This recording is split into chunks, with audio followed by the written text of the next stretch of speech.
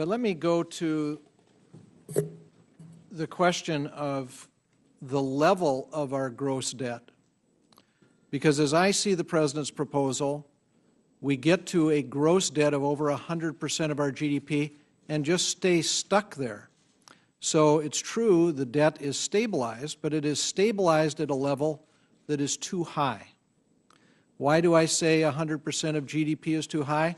Because the best information we have available to us, the Reinhardt-Rogoff study of 200 years of fiscal history in 44 countries, say when your gross debt is over 90% of GDP, your future economic growth is substantially reduced. And this is what we see in terms of the gross debt as a share of GDP, the 10 years of the President's budget. It's over 100% the entire time. That, to me, is just not wise. It's not acceptable. It's not a fiscal strategy that the country should embrace. I understand that the President's budget is an opening bid. We all know there's a negotiation that will have to ensue. It will have to involve both houses of Congress, both parties, and the President. The question that I would have for you is, how does that serious conversation get started?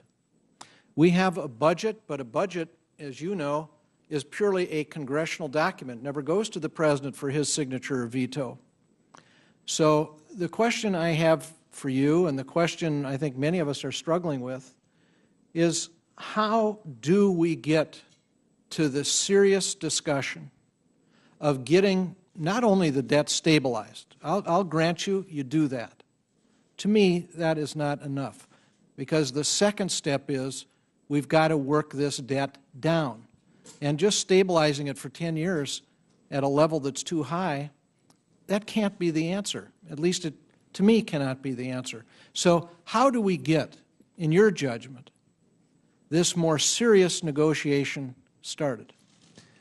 Senator, I think that, first, stabilizing the debt is not something that we can take for granted. There are a lot of hard decisions that we're going to need to make in order to bring the deficit down to 3% of GDP. If we don't take the tough actions that are laid out in this budget, we'll be closer to 5% of GDP, not 3% of GDP. So I think as a first matter, it's not just a question of building confidence. It's kind of like you have to walk before you run. We have to do this in order to get to the next step.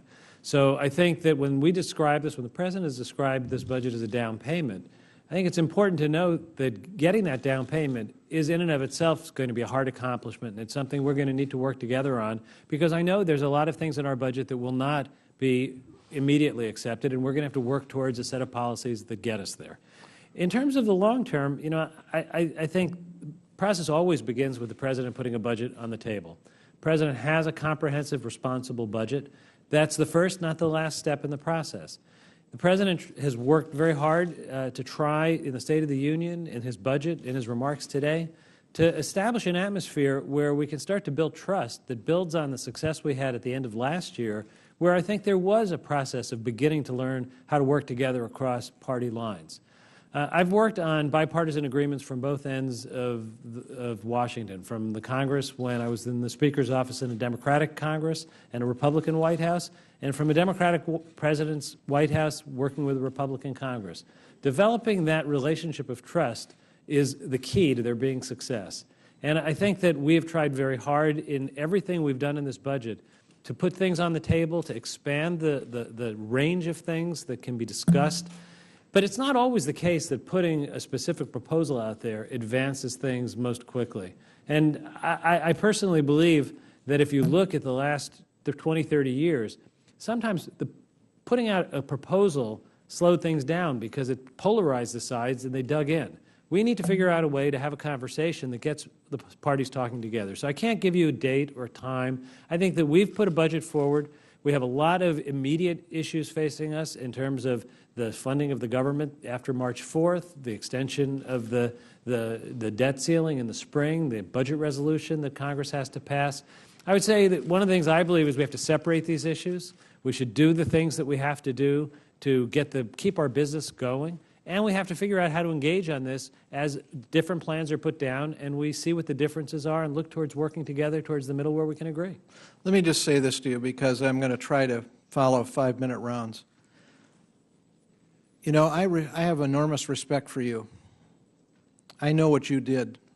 I know the role you played in getting us back on track previously. In that answer, I don't hear a plan for how we get to a serious discussion.